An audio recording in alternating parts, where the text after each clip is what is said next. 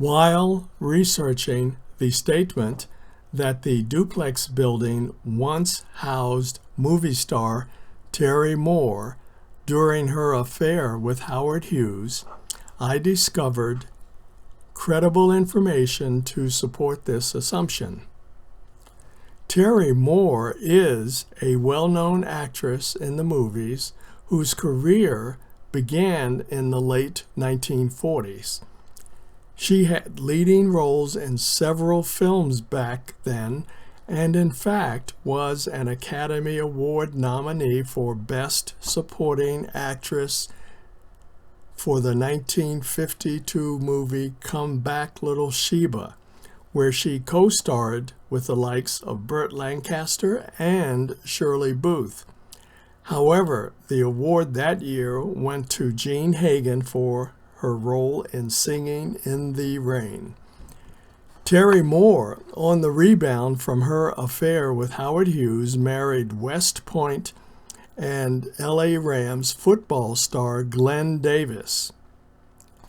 Moore was miserable in this marriage and always claimed that Howard Hughes was her one and only true love. She also felt that Davis did not have her interests at heart and at times berated her acting skills. She and Davis were married on February 9th, 1951. In the divorce proceedings, Moore stated that she separated herself from Davis 2 months and 25 days after the wedding. She then returned to California to her parents' home and reunited with Hughes.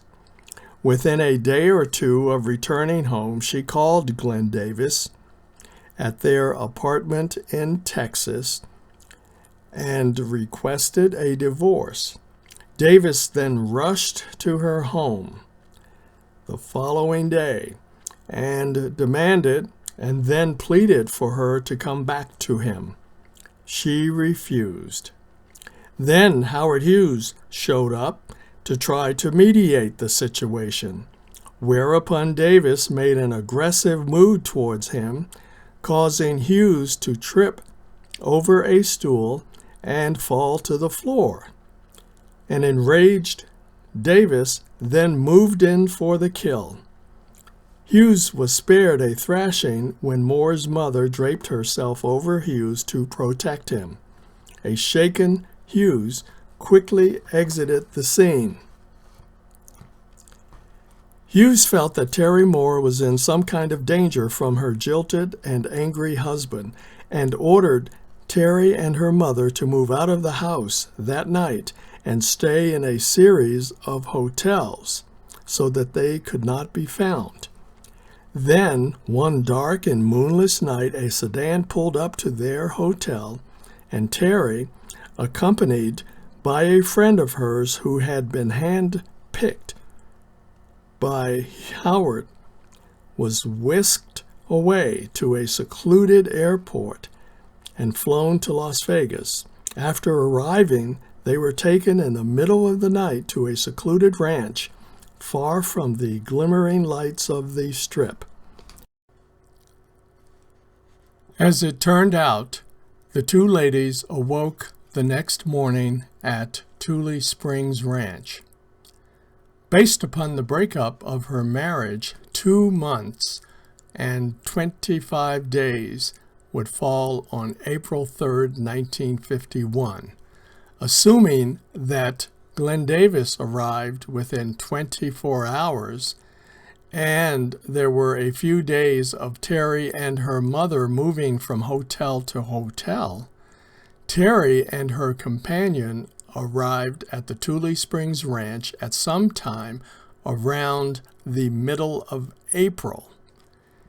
Terry has stated that the spring flowers were in bloom in the desert at that time, and the weather was warm enough in the daytime to go swimming in the enormous pool that was right outside of her quarters. She also confirmed that guests at the ranch ate with the ranch hands. There were no kitchens in the guest units. How long Terry and her girlfriend remained at the ranch is not known. A guess would be 2 to 3 weeks. Originally, Howard had placed the ladies there to start the clock ticking for a quick divorce for Terry from Glenn Davis. By Nevada law, a residency could be established in 6 weeks, and a divorce would be granted by mutual consent just by filing. As it turned out, a divorce was not obtained in Nevada. Davis would not agree to the divorce. Not to be deterred, Howard had the lawyers arrange for their divorce in Los Angeles to be moved to the top of the court docket, and essentially bribed Davis into giving consent. So on the 14th of April, 1952, Terry Moore was once again a free woman. This is the residence of Terry Moore in 1951, where Howard Hughes had arranged for her and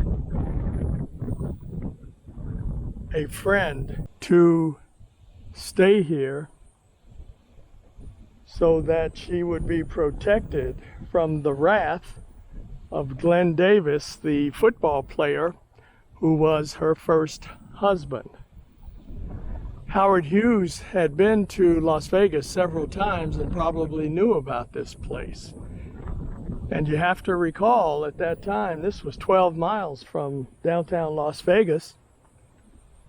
And the roads were basically dirt roads.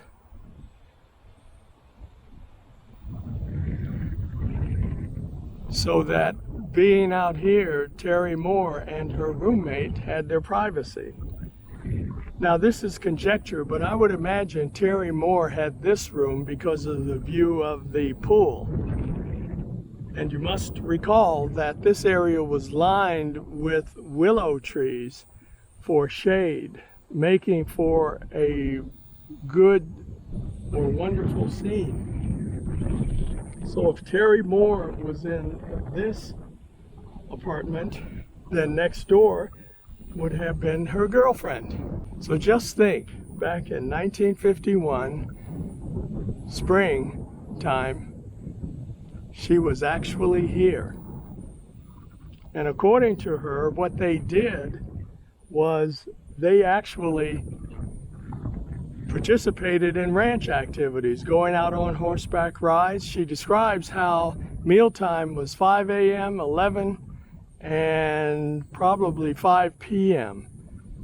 And if you missed the meal, you did not eat because there were no kitchens in either this duplex or the guest house that had 4 of these apartment units. So basically you ate with the ranch hands. And that's why a lot of the women who were here for divorces ended up taking or spending some time with the ranch hands to while away the 6-week period that they had to wait. But of course that would not be Terry Moore, because Howard Hughes always had that watchful eye over her. She describes how they would go out from the house over to the pool area, and the first time she just jumped in the pool, and much to her dismay, the water was icy cold because it was spring fed and it was not heated. But she said it was so warm outside that after a while she disregarded the coldness of the water and went swimming frequently. So you can imagine that they left the house here, went across the bridge here, past the guest house over there, and if you can see that sign in the distance right by that tree, I think it's right there, that's where the cookhouse and tennis courts were, over there. So they had to walk over there and get their meals. And we've talked about these before. The water wheel was there probably for show, but this was the fish pond at the base of the bridge, and that's why the bridge crossed that area. And this was a place where they could hang out in this gazebo. It had a water fountain, spring fed, and it also had a refrigerator to cool your adult beverages so they'd be ready when you wanted them. And of course, the duplex is right next to the barbecue pit. So this is an amazing bit of history, and after some digging around, I confirmed that Terry Moore was indeed here. And she described certain things about this ranch that you would have to be here to know. So in addition to swimming, horseback riding, they could go over to the lake, which was made by then, and tennis was available, and they could punch cows with the cow hands. Then also transportation was provided when they wanted to go downtown to Las Vegas to do the casino thing.